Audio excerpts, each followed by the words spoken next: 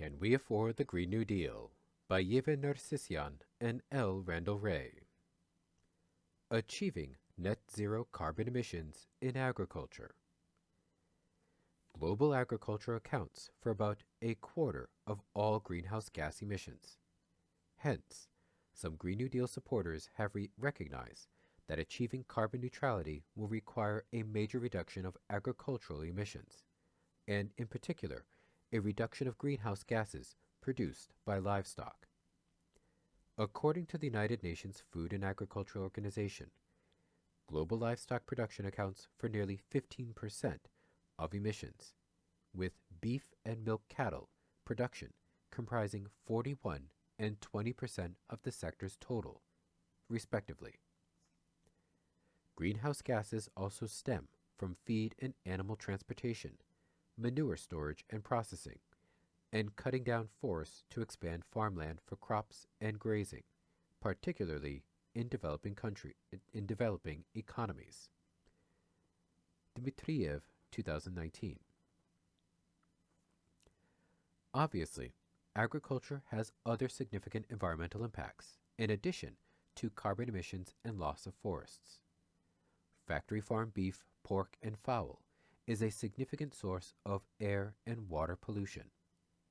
Finally, eating large quantities of meat is not only a very inefficient use of agricultural resources, it also contributes to a wide range of detrimental health outcomes, raising healthcare costs and reducing labor productivity.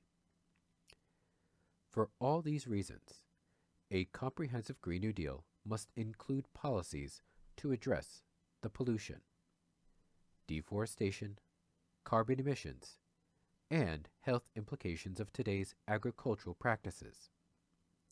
However, it is difficult to assess the implications of such reforms for resource use. It is possible that natural resource exploitation would fall, but use of labor resources would rise if we shifted from huge factory farming to local sustainable farming methods. It is possible that the net impact on labor demand could be positive, generating pressures on wages. This could be somewhat offset by lower demand for some kinds of resources, petroleum, pesticides, fertilizers, and lower costs of dealing with factory farming's negative impacts.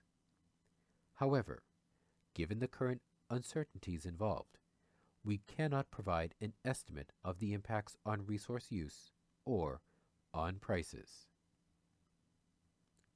Footnote 13.